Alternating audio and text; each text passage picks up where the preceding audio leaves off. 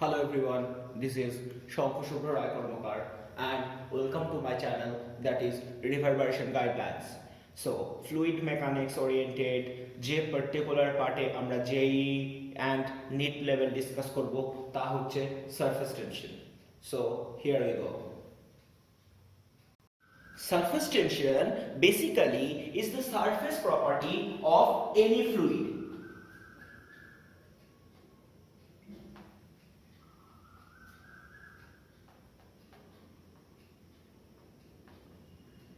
That is, if we imagine a certain amount of fluid inside a container, তাহলে এই ফ্লুইডটার আপার লেয়ারটা যেখানে শেষ হবে সেই আপার লেয়ারে এয়ার থাকবে আর ইনসাইড দ্যাট লেয়ার লিকুইডটা প্লেসড। তাহলে এই লিকুইড আর এয়ারটার একটা লাইন অফ কন্টাক্ট থাকবে and that line of contact is known as interface. So, in interface type, basically the line of junction between two different type of molecules and এটাকে আমরা বলি free surface. So, what I want to mean যে আমরা যখন surface tension কে imagine করব, surface tension শুধুমাত্র এই free surface এই activated থাকবে। কখনোই inside the fluid কোনো পয়েন্টে surface tension আমরা realize করতে পারবো না। Clear? Number 2, surface tension is the molecular property.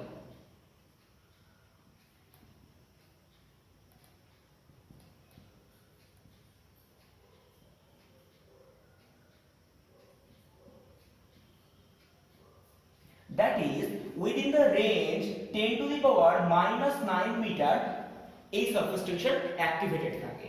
এখন এই কনসেপ্টটাকে পুরোপুরি বুঝবার জন্য আমরা দুটো ডিফারেন্ট টাইপ অফ ফোর্স কে নিয়ে একটু ডিসকাস করব।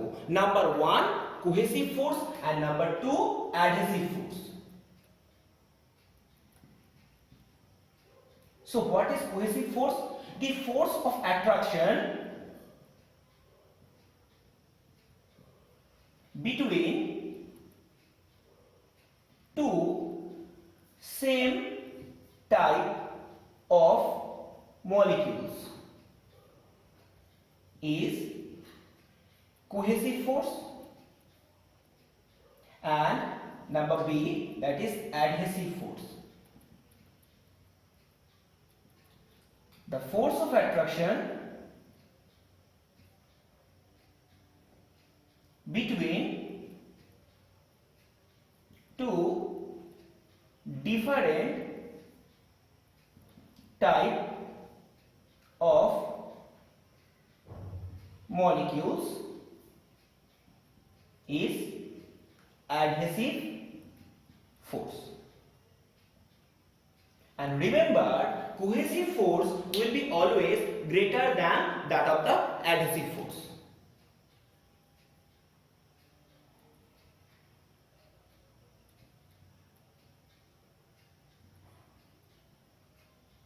Clear?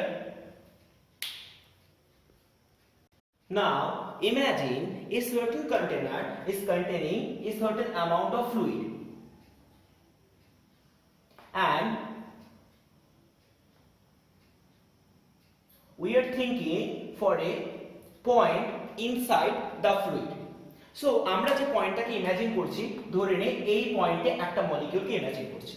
তাহলে ভালোভাবে দেখ, এই মলিকিউলটা চারিদিক থেকে several type of same type of molecules দিয়ে completely surrounded।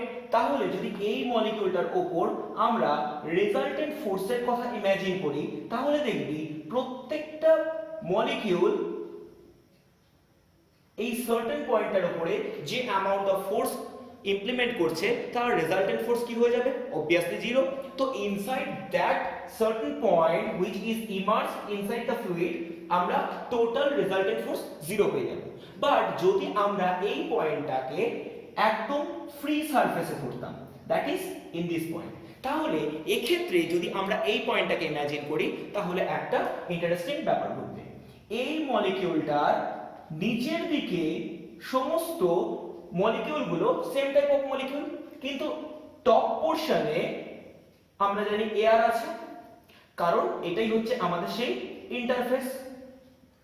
এর ফলে এই মলিকিউলটা নিচের দিকে সেম টাইপ অফ অ্যাটমস দিয়ে অ্যাট্রাক্টেড হবে, কিন্তু আপার পোরশনে ডিফারেন্ট টাইপ অফ মলিকিউলস থাকার জন্য উপরের দিকে এয়ার মলিকিউল দিয়ে অ্যাট্রাক্টেড হবে। কিন্তু আমরা জানি নিচের দিকে সেম টাইপ অফ মলিকিউল দিয়ে অ্যাট্রাক্টেড হলে this will be cohesive force,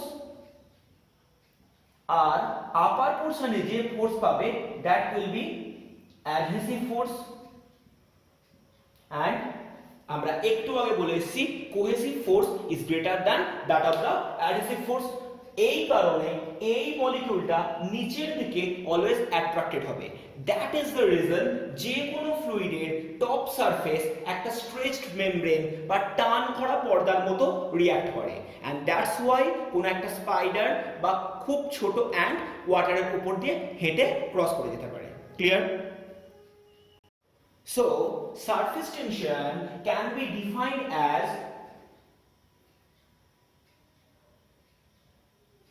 the force per unit length.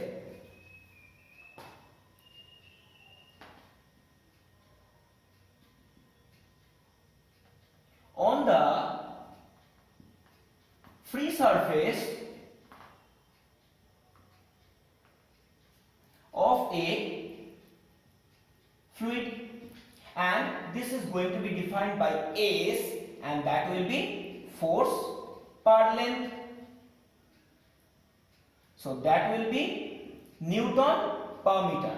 Clear? Now আমরা যদি এর ডাইমেনশন রিয়েলাইজ করতে চাই, so dimension will be S equal to force per length, and force is going to be defined by mL to the power minus 2 divided by length. That will be m t to the power minus 2. Clear? এবার আমরা surface টেনশনের depending factors বা property গুলোকে নিয়ে পড়াশোনা করব। So number 1, that is temperature.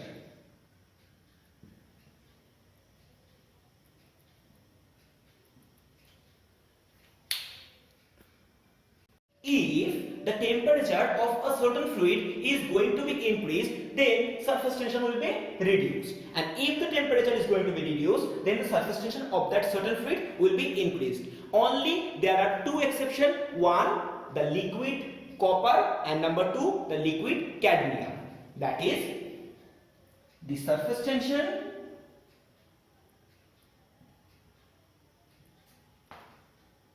reduces if the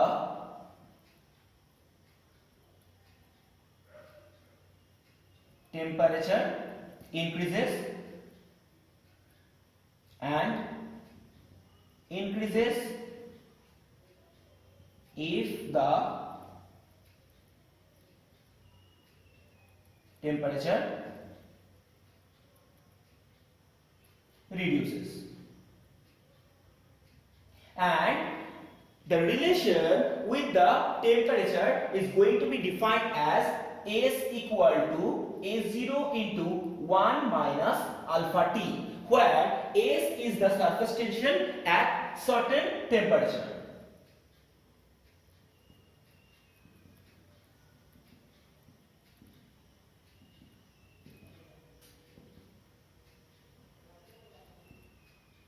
And A0, the surface tension at 0 degree Celsius. Clear? And alpha is the constant and T is the temperature. The only exceptions which shows the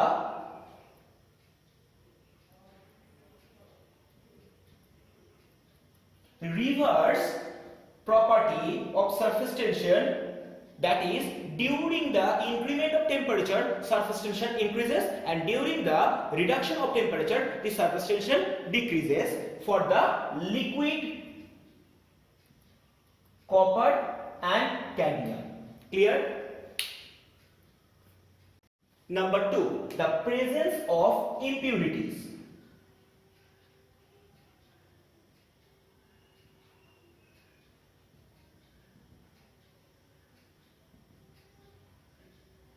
And if any inorganic substance is going to be added up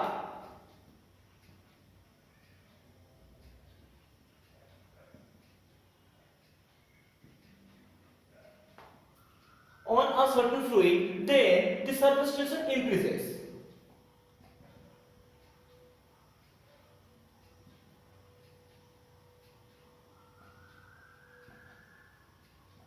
But if any organic substance is going to be added up, then the surface tension will be reduced.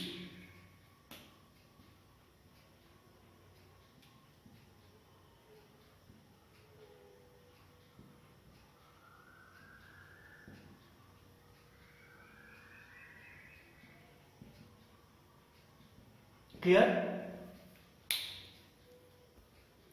Well, the part which is going to be discussed right now is the surface energy. So, surface energy basically is the amount of work done to increase the unit area of the free surface of a certain fluid. Clear? So basically surface energy, that is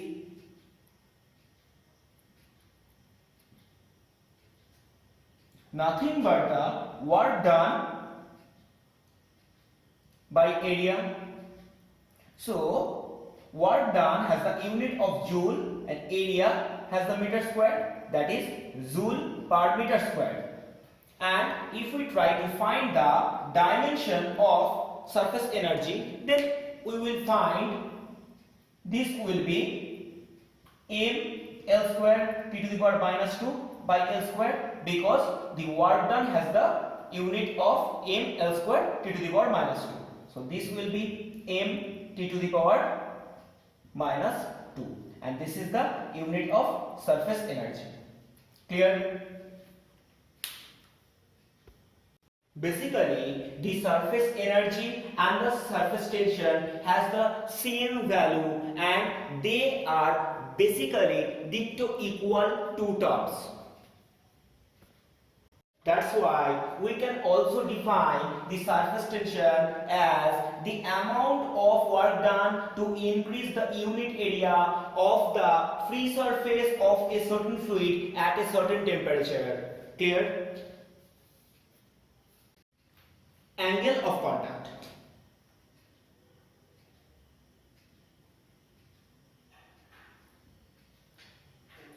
Imagine two different fluids.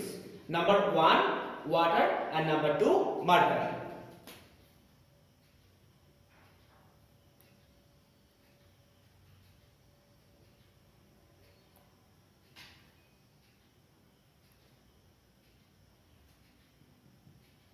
Clear? And both of them are placed inside two different containers. Now take two glass rods and dip them inside the fluids.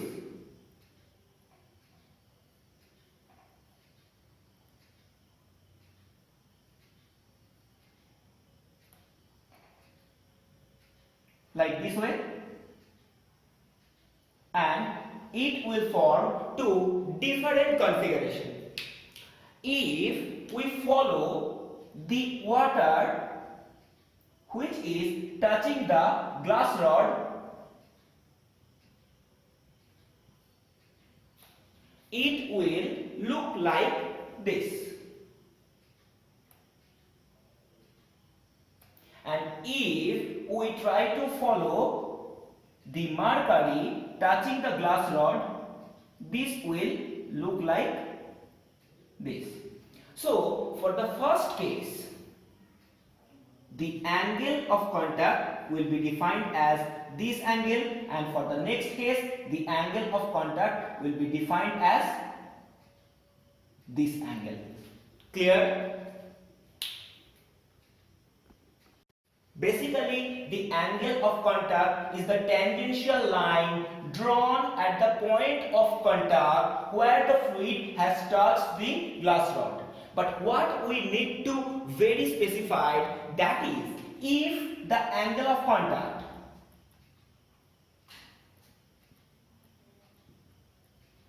is less than 90 degree, that is acute angle, then the fluid will be able to wet the substance. That means ফ্লুইডটা সেই certain সাবস্টেন্সকে ভিজিয়ে দেবে। আর যদি angle of contact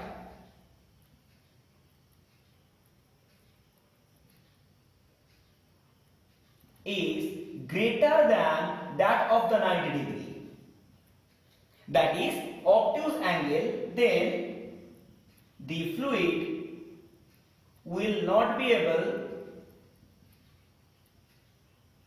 to make wet the substance. Clear? That's why water can easily wet the glass rod, but mercury is not able to make wet the glass rod. And the concept of generation of the angle of contact basically depends on the concepts of the adhesive force and the cohesive forces. We know basically the force of attraction between two same type of molecules is known as cohesive force, and the force of attraction between two different type of molecules is known as adhesive force. But whenever we are thinking generalized matter, we have told that cohesive force is always greater than that of the adhesive force, but it is not perfectly true. Whenever we are thinking for the water and the glass rod concept, we have told that the water is able to make the glass rod wet.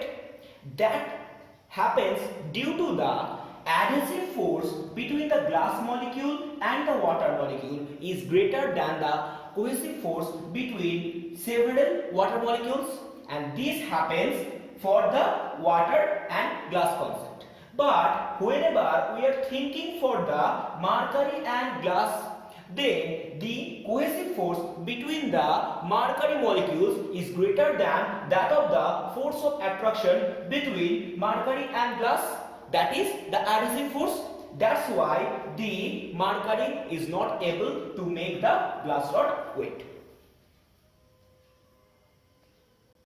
Well, the concept of capillarity is going to be generated due to the tendency of influxing or effluxing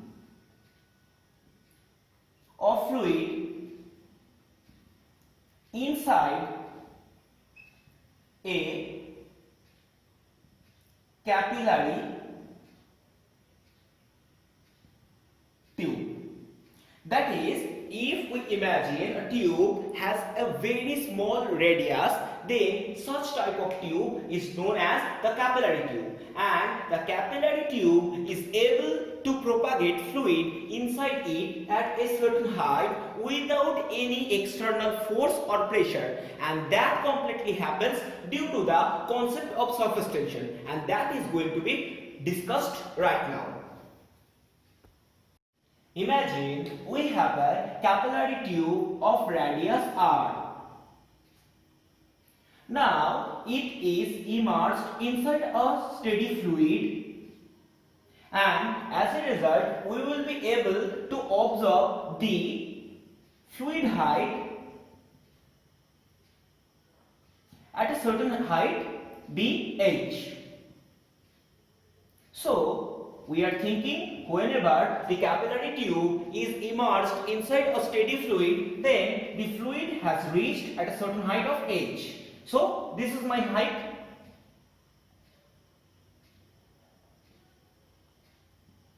But the interesting part is going to be generated right now. We know the fluid has the angle of contact. That's why it will not look like this, but it will also travel to a certain height. And now, as this is the concept of joint oriented, that's why we need to imagine the amount of fluid which is inside this part. So basically this is a hemispherical part. So if we imagine the fluid in this part, then this can be easily calculated. So fluid of this part is nothing but the pi r square h. Basically this is the cylindrical surface. But if we try to find out the volume, that is V2, that is containing the total fluid in this part, the total volume of that part will be nothing but this is a cylindrical surface of base pi r square and height is nothing but r, and from there a vacuum is going to be generated, that is a hemispherical part, and that's why the 2 by 3 pi r cube is going to be eliminated. And if we try to calculate it, this will be pi of r cube minus 2/3 of pi r cube. So this will be 1/3 pi r cube.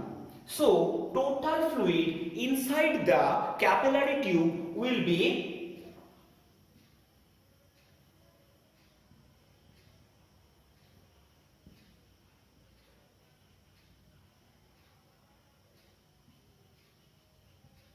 pi r square h plus 1/3 pi of r cube. Clear? And this is the total volume of the fluid that is immersed inside the capillary tube. Clear? Now if we try to measure the total mass of that certain amount of fluid, then we need to consider the density of that fluid. Imagine the density of the fluid be rho. So mass of fluid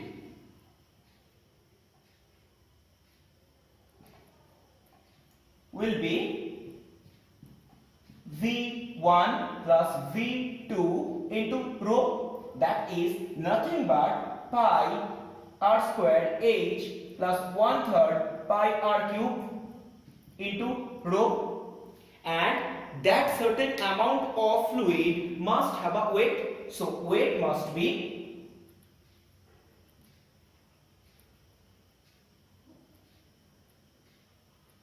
pi r square h plus 1/3 pi r cube rho into g.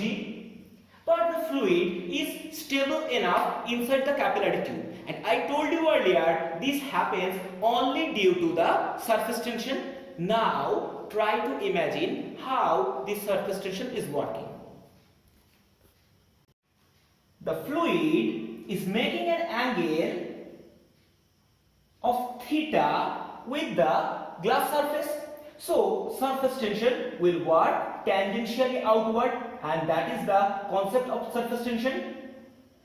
So this S has two different vector dimension, that is in this direction this will be S of sine theta, and in the upper direction this will be S of cos theta. If we go for the vector analyze, that is the resolution of vector or vectored বিয়োজন, এই অ্যাঙ্গেলটা theta বলে একইভাবে আমার কাছে এই অ্যাঙ্গেলটা হয়ে যাবে theta. So that's why we can write this component as S cos of theta and this component as S sin theta. এবার ভালোভাবে ভাব, this S sin theta and this S sin theta is cancelling out in both way, and in the top part, that is S cos theta. Now imagine, আমি প্রথমেই বলেছিলাম যে surface tension is nothing but the force per unit length. So total force in the upward direction কত হবে না S cos theta per unit length আছে, and আমরা যদি এই পুরো ফ্লুইডটার একটা সারকামফারেন্স বার করি, কারণ আমরা ফ্লুইডটার শুধু পয়েন্ট অফ কন্টাক্ট গুলো কতটা, যদি আমার কাছে কন্টেনারটার শেপ এরকম হয়, তাহলে ফ্লুইডটা কোথায় কন্টেইন করে আছে, শুধু এইটুকু জায়গায়, আর বাকি জায়গার ফ্লুইড কিন্তু সারফেসের সাথে কোনো রকমের টাচ করে নেই। তাহলে total force generated due to the surface tension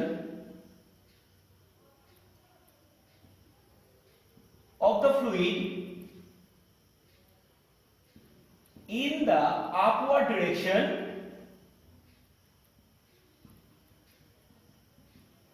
will be S cos of theta into total circumference কত হবে? Obviously 2 pi r. So this amount of force generated due to the surface tension which is working upward direction and cancelling out the total weight. That's why আমরা বলতে পারি in stable equilibrium this total amount of weight must be equal with this amount of surface tension. Clear? So we are stating that S cos of theta into 2 pi r, that is nothing but the pi r squared h plus 1/3 pi r cube into rho into g. Clear? Now this is S cos of theta into 2 pi r. We are taking pi r squared as common, and inside the bracket this is h plus r by 3 into rho into g. So pi is going to be eliminated from both sides. 1r and 1r is going to be eliminated. That's why the rest part which is going to be observed over here, this is 2s cos theta. This will be nothing but r into h plus r by 3 into rho into g. So if we try to find out the value of S, that is surface tension, this will be r into h plus r by 3 into rho g by 2 cos of theta. Clear? Now we are trying to simplify the total equation. We know a capillary tube has a very small radius. So basically what we are trying to state that the radius is very small, that's why it has a very small value. That's why we can easily deny that certain part whenever it is going to be added up with the height of fluid which has been influxed inside that. That is, we are thinking that h plus r by 3, that can be written as h, as because h is far greater than that of the radius of that capillary tube. So this total equation is going to be then defined as S equal to r into h plus r by 3 into rho into g divided by 2 cos theta. And we have told that h plus r by 3 is going to be substituted with the value of h. So that's why we can write it as r into h into rho into g divided by 2 cos theta. This will be the value of s. So this is nothing but rh into rho into g. This is 2s cos theta. So we can write rh as 2s cos theta divided by rho g. If we try to follow the values like 2s cos theta and rho g for a certain amount of fluid, then all the values are going to be a constant part. That's why we can write that RH equal to constant and R is inversely proportional with H, that is the height, and this is nothing but the Zurin's law.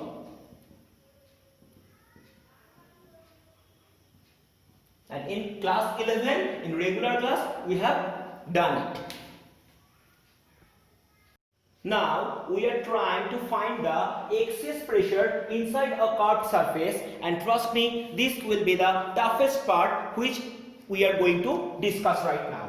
Imagine that we have a surface. Basically it is the free surface of a certain fluid, and the name of the surface is going to be defined as A, B, C, D. And the point from where the curve has been generated, let be O. So we can imagine that initially this is my free surface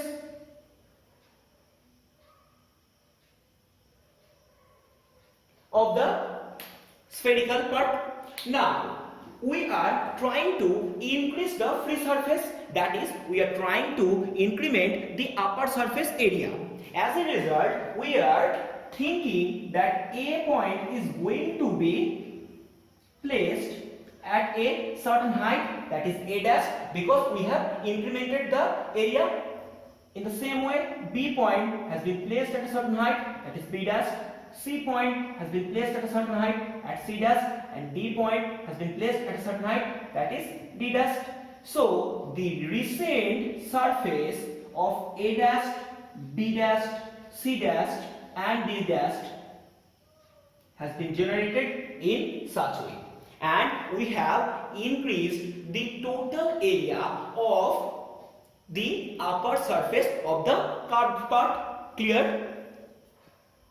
Now we have imagined that the length between AB, BX and BC, BY, and whenever we have increased the surface of A, B, C, D and placed them at A dash, B dash, C dash and D dash, then the distance between A dash and B dash becomes x plus del x, and the distance between B dash and C dash becomes y plus del y. So initially the area of the A, B, C, D surface was xy. Clear? And we are thinking that the pressure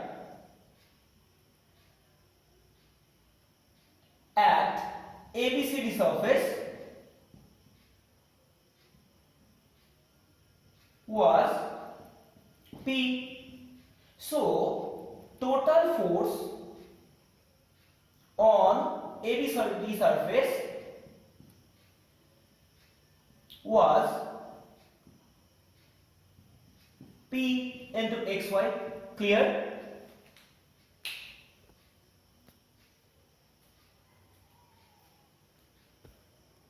But whenever we were trying to increase the upper surface from A to A dash, we have increased the height by a certain length, and that is going to be defined by dz. So during the expansion of upper surface,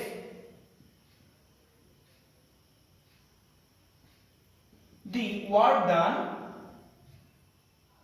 was nothing but dw, and that was nothing but force into length. So force was defined as P dot xy and length was dz. So total amount of work done was defined at dw as Pe into xy into dz. Clear? But during the expansion of the upper surface from ABCD to A dash, B dash, C dash, D dash, the expansion on area was nothing but the area of A dash, B dash, C dash, D dash minus area of ABCD. So this can be written as x plus del x into y plus del y minus x into y. So if we perform the operation, we will find that xy plus x into dy plus y into dx plus dx into dy minus xy. So xy is going to be eliminated. So the ultimate term will be x into dy plus y into dx, and dx into dy is going to be neglected, because as it has a very small amount of value, that's why dx and dy can be written as 0. Clear? Now as the free surface of the fluid has two surfaces, so we can imagine the total amount of work done that has been performed due to the expansion of this area. We can write as the work done as dW as 2 into surface tension into area, that is it has two free surfaces. As a result, we can write it as 2 into S into within bracket x into dy plus y into dx. So this will be the total amount of work done that has been performed. Clear? So we can write dW as 2s into x into dy plus y into dx. But dW is nothing but the value of p into xy into dz, that is 2s into x into dy plus y into dx. So we can write p into dz, that is nothing but 2s into x into dy plus y into dx divided by xy. So simplifying the total factor, we can get 2 into s, that is dy by y plus dx by x. Clear? So this will be the equation p dot dz. Clear? Now we are thinking for two triangles. One triangle, that is triangle OAB, and another triangle that is going to be defined as OA dash B dash. And these two triangles are similar. So, due to the concept of similarities, we can write that AB divided by A dash B dash must be equal with OB divided by OB dash. Now, if we implement the value of AB as x, then A dash B dash will be x plus del x. In the other hand, OB is going to be defined by R1, then OB dash will be genuinely R1 plus dz, because we know this will be dz. Clear? So, we can write is x plus del x divided by x as R1 plus dz divided by R1. So simplifying this factor, we can write dx by x as dz by R1, because from both sides 1 can be eliminated.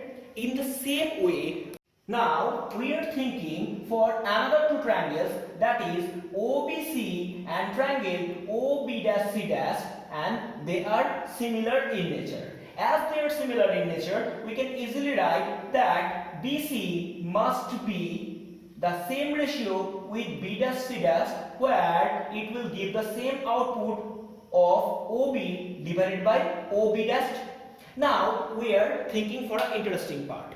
For the previous triangle, we have imagined that OB as R1, but for this triangle or the pair of triangles, we are not thinking that OB as R1. We are thinking that this is R2, because the radius of curvature for these two triangles may differ from the previous one, because we are thinking for two different surfaces. Now we are thinking BC, and we are implementing the value of BC as y, whereas B dash C dash is nothing but y plus del y. In the other hand, OB has been defined as R2, so OB dash will be R2 plus dz.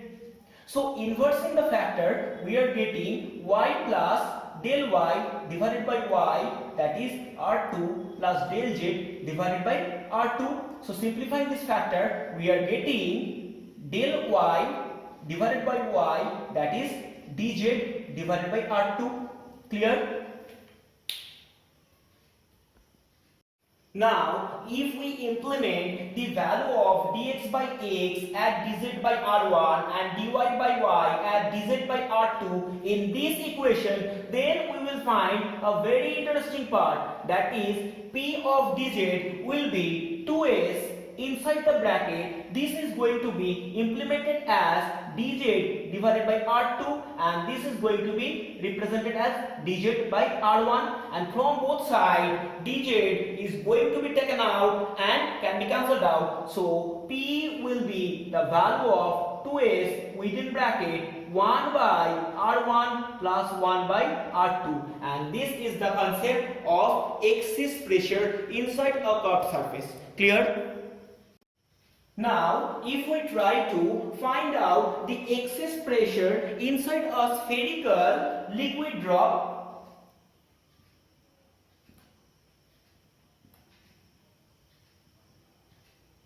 then the first thing we need to know, it has only one surface. So we can write R1 equal to R2 equal to R, and as a result the excess pressure will be for only one surface, that is the 2s will be divided by 2 and this will be only s, and this will be the value of the excess pressure inside the spherical liquid drop. In the other hand, if we try to find out the excess pressure inside a spherical soap bubble,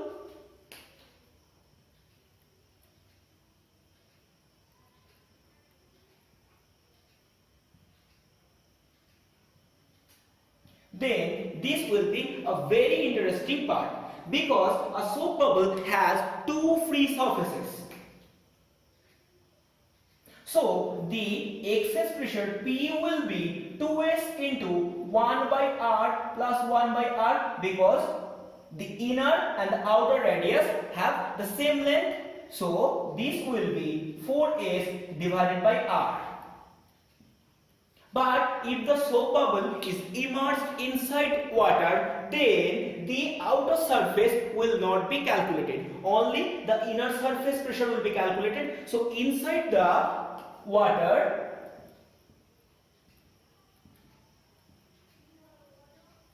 the excess pressure on a soap bubble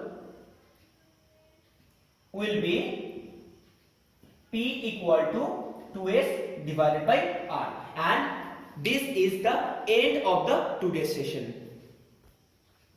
We will discuss numerical problems regarding these issues in the next class. Till then, stay home, stay safe.